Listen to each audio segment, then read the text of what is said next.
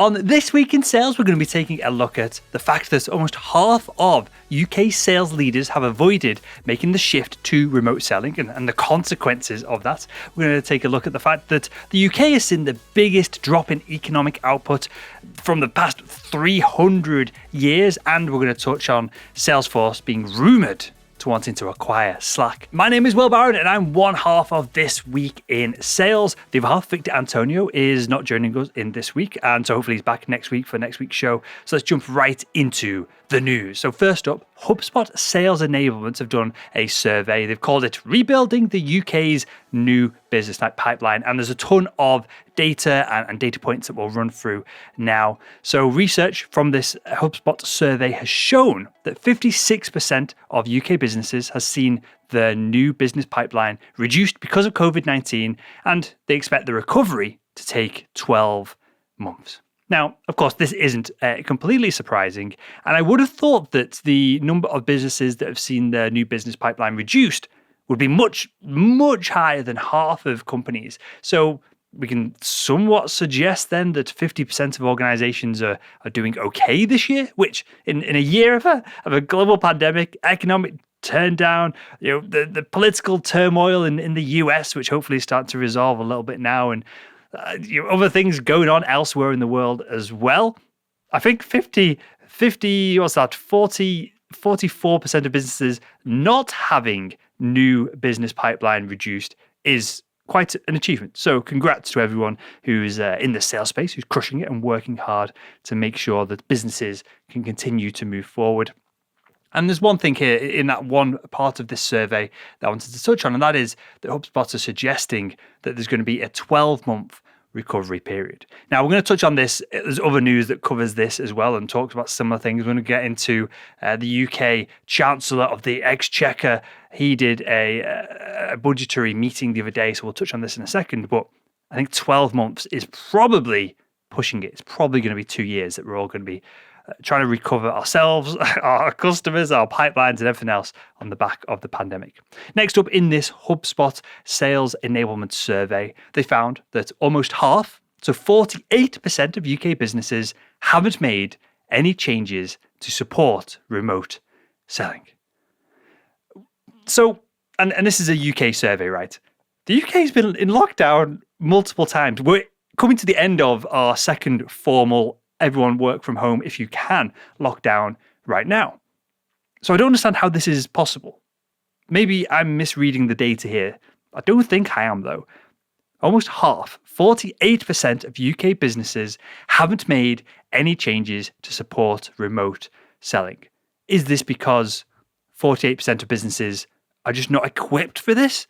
Is this because, for example, my background in medical device sales, you can't remote sell a product to a surgeon that goes inside a patient. You have to be there in the operating room to support them and to guide them through it. You can't do that with a video. It's too tactile. It's too very literal, hands-on. But that can't make up almost half of UK businesses. Maybe half of UK's businesses just don't have salespeople. That's one explanation for this.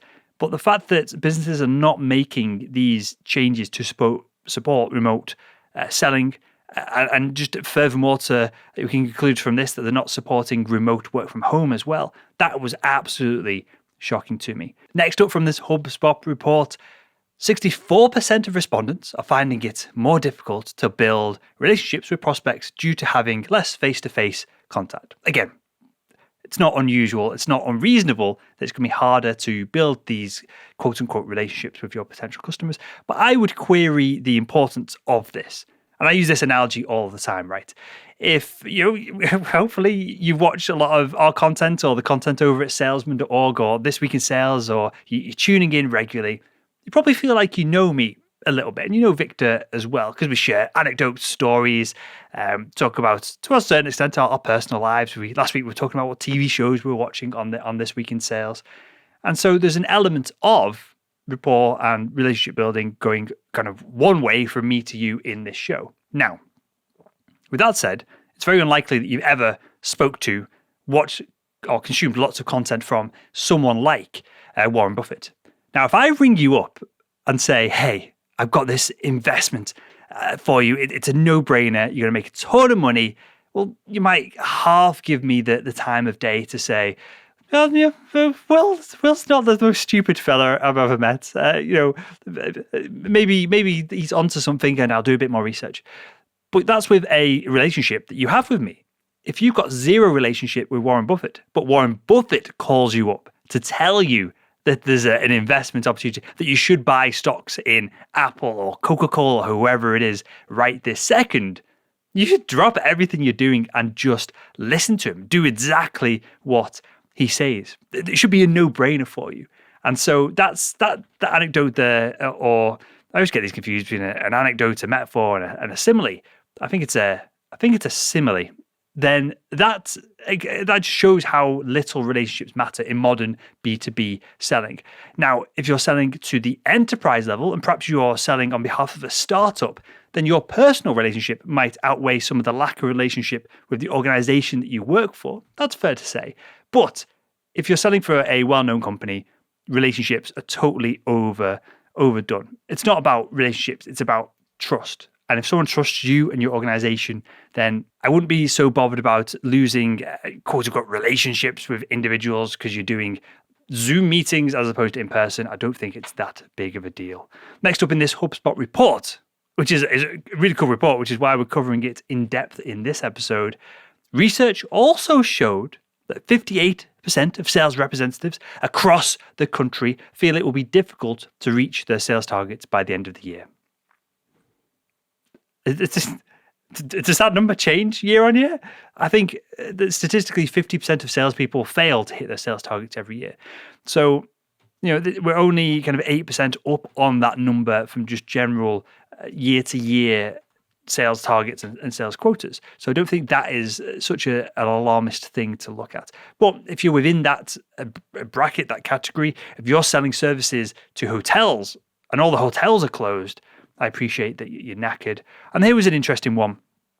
And it's a shame Victor isn't on because there's a slight age gap between me and Victor, so we could have gone back and forth on this and tried to look into this in a little bit more detail. But younger people aged between 18 and 40 are the most optimistic about their chances of meeting their targets from November to December. And they are 26% more optimistic than those over 55. Now, is this because these younguns, and I'm in this category, right? I'm 30. It's my birthday 2 days ago.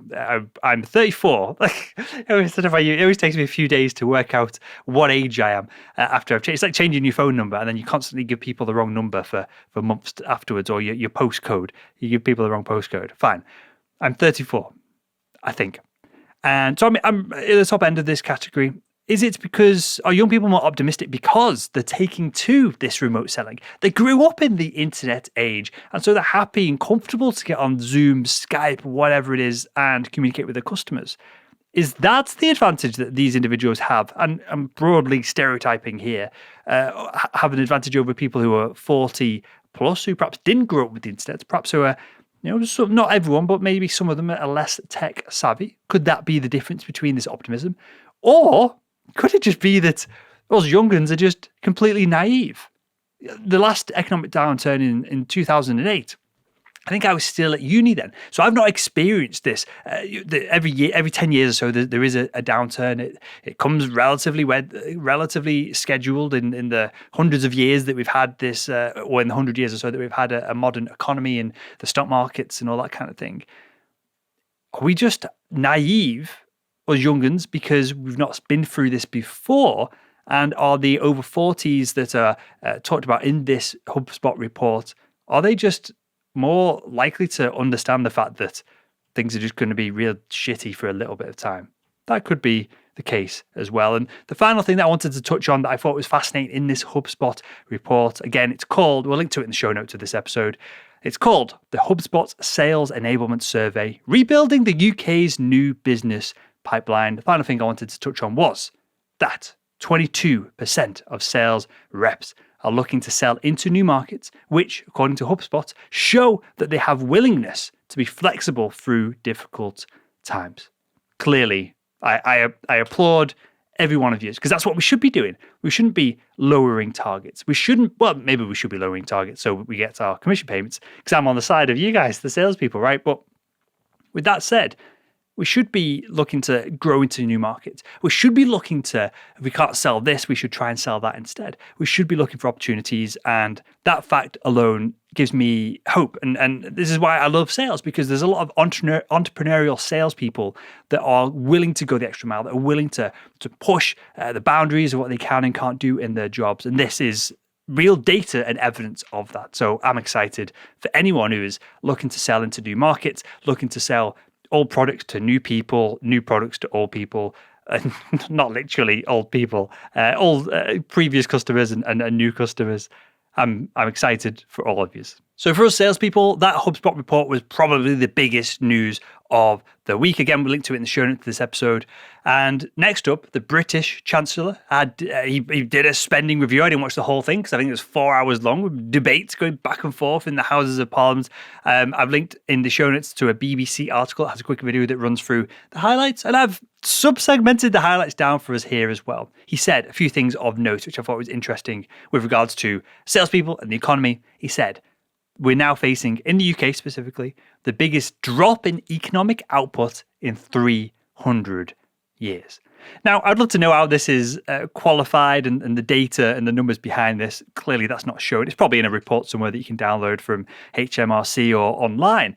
But just that statement, I think that was a really impactful statement. The biggest drop in economic output in 300 years.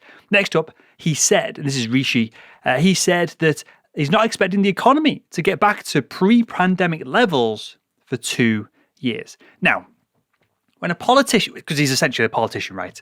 The Chancellor of the Exchequer, the British Chancellor, he saying that should have impact, because if he thought that the economy was going to get back on its feet in 6 months, he'd be parading around the Houses of Parliament or the Houses of Commons, whichever one these individuals, these MPs sit in, and he would be shouting it from the rooftops. If he's saying 2 years for economic recovery, it's going to be at least 2 years for economic recovery.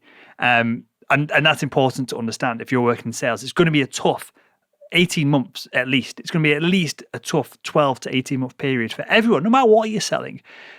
You're going to see the economy come back. You're going to see it go forward. And don't forget, the economy, when we talk about the economy as a whole, most of the time, not in this case, but most of the time, we're talking about the stock market. Now, this is not a great indicator of potential new business or cash flow for salespeople in the B2B space. So don't forget, the stock market is public traded companies, large organizations. It doesn't take into account all of the small to medium-sized businesses that you might be selling to. Me, I've only ever really sold to the NHS, so business to government here in the UK, and then private hospitals. And all of the private hospitals have been pretty large organizations. They've all been public companies that I've dealt with in selling medical devices to. And same with the Salesman podcast, selling the ad space on there. Most of the time, these are maybe not public companies, but most of the time I'm selling to large organizations with tons of venture funding who are wanting to rapidly accelerate their growth and their presence within a marketplace. Now, if you're selling software, for example, HubSpot, just as we've been talking about them at the beginning of this Week in Sales episode, if HubSpot do software for small businesses, medium businesses, and now they're doing software for the enterprise as well. They're trying to push up market into that area. So if you're selling on, I know maybe not the best example, HubSpot do a lot of inbound work, but if you are a salesperson working for HubSpot and you were doing outbound, you can be selling to a lot of small and medium-sized businesses that aren't taken account of within the stock market. Now, the reason I gave that rant and that explanation was that the British Chancellor is talking about the economy, especially here in the UK, as a whole. So he's not talking about the enterprise that perhaps have enough cash in the bank. If you look at the likes of Apple, they have more money than cents just sat in a bank, and they can't use it or spend it because they'll have to pay a load of tax on it. But in a push, they could bring it in and pay wages and pay salaries. You compare that to a small, medium business that might need a CRM system that's being sold to by HubSpot or whoever. They're struggling. And again, they're now included within this 2-year return to economic growth that Rishi, the British Chancellor, is talking about. And so I thought that was an interesting point. And then he made a point also about unemployment. He said it's going to peak within the next year. And this is because all the furlough schemes have been extended. The self-employment scheme's been extended. Lots of schemes in the UK. I don't know about in the US or elsewhere, but they've all been extended to January, February. I think they're planned now to wrap up. They were planned to wrap up at the end of October. Now they're planned to wrap up in January, February, March, end of Q1. And so you're going to see a massive spike of unemployment there. And he quotes 2.6 million people. And it's difficult to judge this one because what governments will do, one government will say someone who's unemployed is someone who doesn't have a job. Other governments will say, because they're trying to compete on these numbers, right? And they're just trying to masquerade them and chop them and change them to make them look better. Other governments will say, the Labour Party versus the Conservative Party in the UK, they'll say that anyone who's working a job that isn't what they've trained for, they're technically unemployed. So, for example, someone who is an engineer and has earned 200 grand a year for most of their life, who's now working at a more menial job, I don't know what they're doing, but they're earning minimum wage, they'd class them as unemployed. So those numbers could mean absolutely anything. But the important thing here is that upward trend of unemployment. If there's unemployment, and again, Rishi says not expecting the economy to get back to pre-pandemic levels for 2 years. And don't forget that the economy growth, GDP, growth domestic product of most countries goes up every year, as does inflation and other monetary mechanisms to control inflation and GDP and other things. Staying static is going backwards with all of this. We don't need to just get where we were 2 years ago.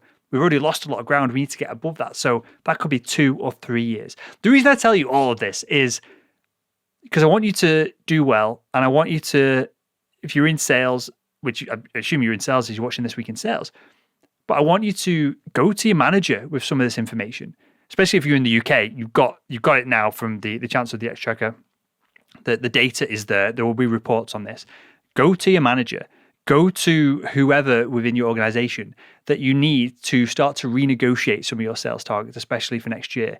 And as we record this now in November, perhaps if you've got yearly targets, which is what I always used to have, perhaps you're negotiating these yearly targets at the moment. Use this information. Explain that, well, you want to be positive. You want the best for your territory and or the customers potential customers that you're selling to. But we're in the middle of a global pandemic. There's not enough vaccine to go around. We don't know the efficacy of these vaccines yet. There was a study, an extended part of the study that was released. I think it was the Pfizer vaccine that shows in some locations where it's been tested, it's been less effective than in others. So we just don't know what's going on at the moment with all of this. So you should leverage that uncertainty to get your target reduced to as little as you can so that you can still hit it. Even if you're not going to make as much money next year, you need to have that record of hit target, hit target, hit target. Because when you come to move jobs, whatever it is, you're going to look like a superstar versus all of the idiots who haven't renegotiated targets, who haven't debated whether the target should be bigger or smaller next year.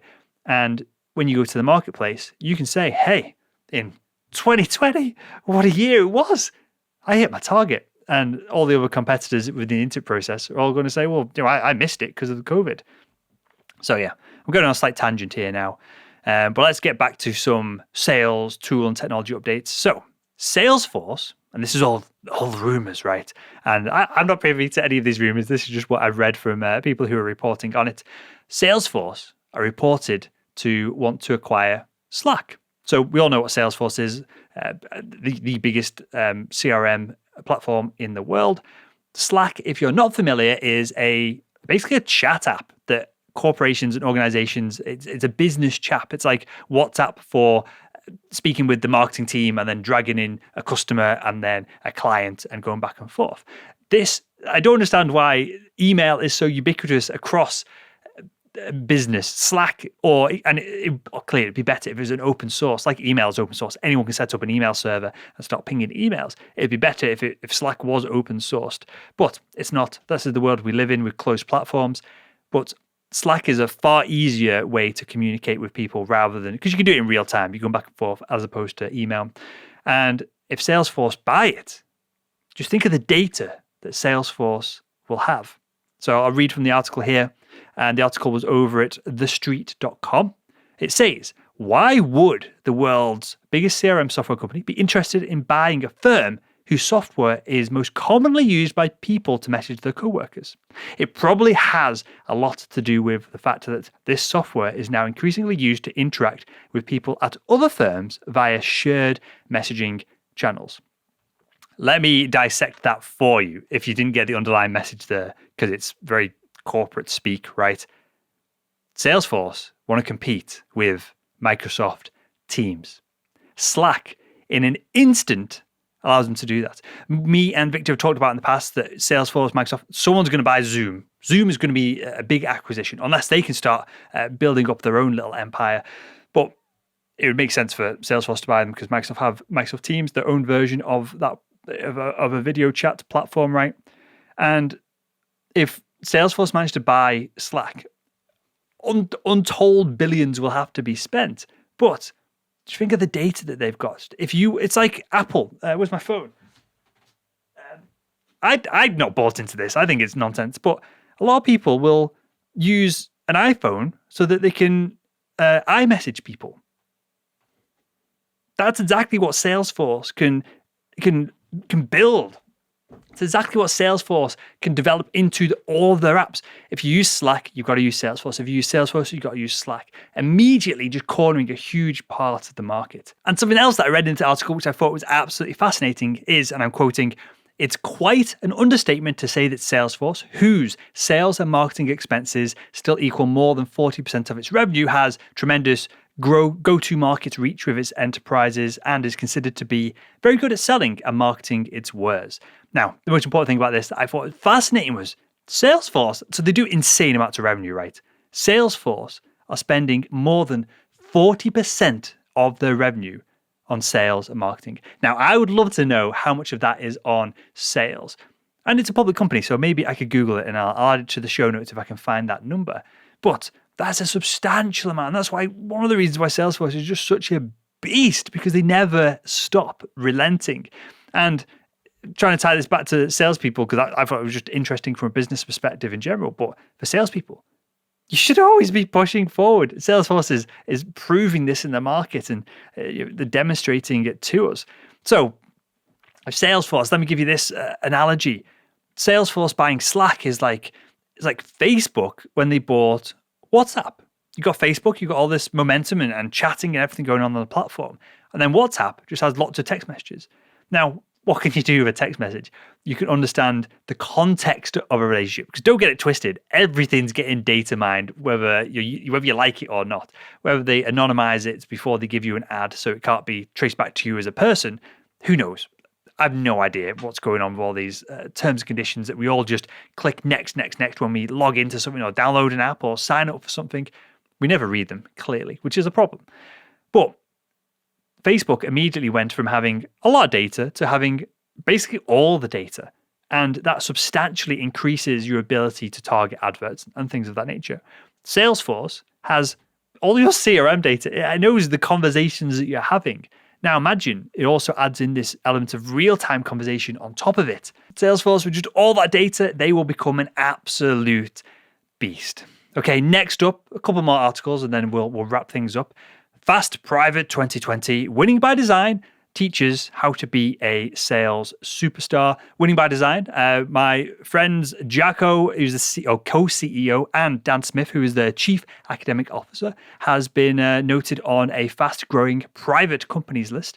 The revenue has gone from 400,000 a few years ago to over 6.5 million last year. I just wanted to give you guys a congratulations for getting picked up on a list and all the success that you're having. If you are in I think they still cater to startup sales and fast-growing companies. If you're in that space, they do some incredible training, and you can find it over at winningbydesign.com. So congratulations, Jacko and Dan, for your success there. Next up, and we'll wrap up with this, right? This is me and Victor. At the end of each of these episodes, we always try and have Victor called it this. I probably wouldn't have called it that. He called it a culture section. I'd probably call it just daily, weekly crap that's happening that isn't sales. I might even relabel it in the doc that we both work from. And I just wanted to note here, and this is from sciencemag.org or Science Magazine. They say the vaccines are coming, but the problem isn't solved overnight. So I'm going to quote here: enthusiasm and confusion greeted announcements this week of the efficacy of a vaccine candidate from the University of Oxford and AstraZeneca. It's now the fourth vaccine to report preliminary results in success and in press releases that have come out recently. Now, what I wanted to label here was that, and I think I alluded to it at the top of the show, there's a bit of confusion between the efficacy of these vaccines, the effectiveness. Now, they work, but it's to the extent that they work. And I think there's 7, I might be misquoting here, but I think there's 7 different types of vaccine. You can give people an inert version of the virus that stimulates the immune system to produce a response, but doesn't have the negative damaging effects of the virus within it. You can essentially breed over and over and over and over again a virus that looks like something else. These viruses using RNA, I'm not going to dive too far into it because this is not a science lesson, and I might have been qualified to talk about this in the past, but I've not dove into the science so much that since my chemistry degree days, that I can comfortably talk about it. But this is essentially getting RNA. It's taking something inert. Everyone's seen these images of coronavirus. It's getting the spiky bit of the coronavirus, sticking it onto something that is inert, and getting your body to respond to that, so that when you get the full coronavirus in the future, you've got a response kind of baked into your DNA, your immune system's code to be able to deal with it. How effective this is down to just so many different factors, and that's what this data, and this is what this article from Science Magazine is coming out with. So I just wanted to, this seems like it's a bit of a downer, this episode, and I don't want it to be. We've got Rishi, the Chancellor of the Exchequer in the UK, saying it's going to be a 2-year recovery. We've got the HubSpot report saying that sales leaders are expecting it to be at least a 12-month recovery. We've got these vaccines that are coming in thick and fast, but they've all got to be proven. Here in the UK, they've got to be signed off by the MHRA. In the US, the FDA have got to sign them off. Every country even has their own organizations and independent regulators who will sign these things off. So there's time. There's physically got to be time for all of this to happen. And so I don't want this episode to be a downer, but I just want you all to take into account that things are probably going to be tough even for the next 12, 18, 2 years or so. And so don't be going buying stupid cars. Don't be going wasting your money on crap. Make sure you've got a bit of cash, if you haven't already, just set aside for a rainy day. That's my message I want to leave you with on this episode of This Week in Sales, because unless you're selling to hospitals, unless you're selling something very specific that the market is just exploding on, we don't know what's coming over the next 12 months. And again, it's not a downer. With uncertainty comes opportunity. And so I want you to all make the most of it. And with that, I'll wrap things up and I'll speak with you next week on This Week in Sales.